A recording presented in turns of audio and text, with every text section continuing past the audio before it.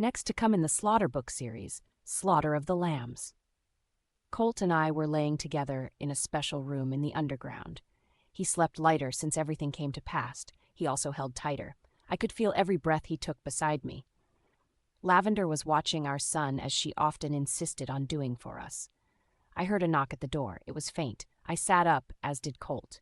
"It's all right, hun. It's just Abel needing to talk to me. I'll be back soon." "You want me to go with you?" "No, you're going to need all the rest you can get for when I get back here." He smiled, kissing me softly a few times, and laid back down.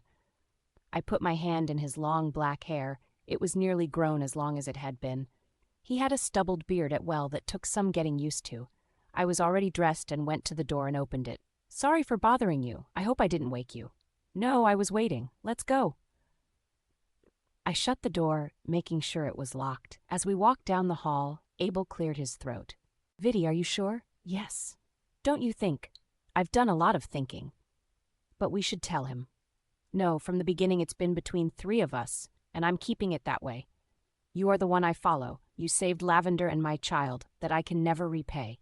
I don't follow him over you, though I respect him, which is odd coming from his second-hand man, as well as yours, but I just don't like this." "You think I do?" The talking stopped between us.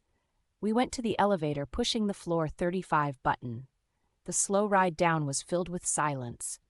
The doors opened, and we went directly to the door we were to enter. Inside was a familiar room with a few new plants here and there.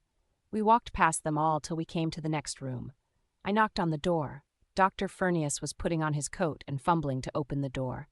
We walked in as he started to pull down the blinds, shutting them tightly. "Sorry class ran over time today." I smiled slightly. "It's all right. You have a lot of catching up to do. Your work is probably our greatest need." "Being the only medical professor is a toll, but I do enjoy teaching.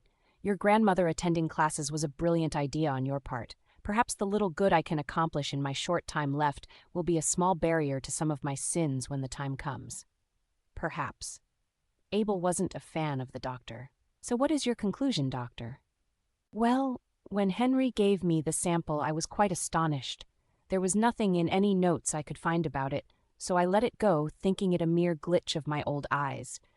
But then, as you know, a few months ago I came across a book full of notes archived. A student brought it to me because they too found it odd and had questions that I couldn't answer at the time, but now I think I have deciphered them."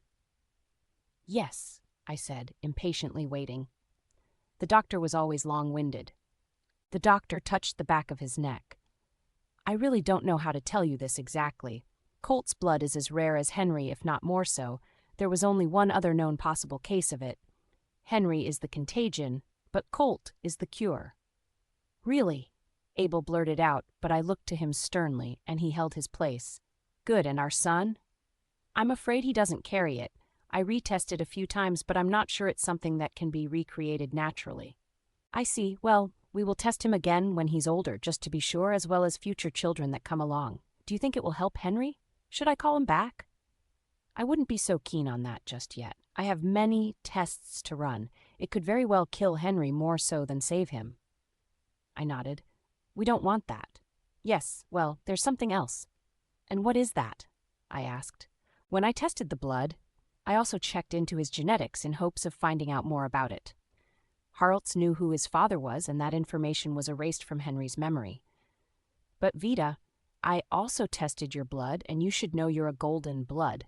Harltz, not being of medical, probably could only recognize it to the closest thing he knew, unicorn blood. There is no record of anyone that matches to his blood, but I know who his mother was." I rolled my eyes. "So do I. Some lone girl that was taken in by the wolf pack. Her name was Laika, if I remember right." The doctor shook his head. "She might have taken a name, and I fear how she would have done so, but I knew her as Lily. I'm Colt's grandfather." I looked at him. "Well, that makes up my mind, then." "I don't think it wise," the doctor warned. Abel was the same, with a pleading voice. "Please, Viddy, don't." "I'm doing this for you, Abel, for Lavender and your kids, for me, for Colt and our kids." "Kids?" Abel questioned. "Yeah, well, it was bound to happen, wasn't it?" I went to the small room to the side with the black door. "Lights off," I said firmly, and the door became see-through. Inside now was just another metal box the size of a side table. I opened the door. Abel grabbed my arm. "Be careful." I nodded. He followed me into the room with the box and unlocked the many locks and lifted the soundproof lid, placing it to the floor. Reaching his hands in, he pulled out a familiar being. I bent down to my knees, looking at it just as I had seen it last. I tapped it. "Wakey, wakey, eggs and bakey." The red-lit eyes flickered on. "Why, it's about time, Vita."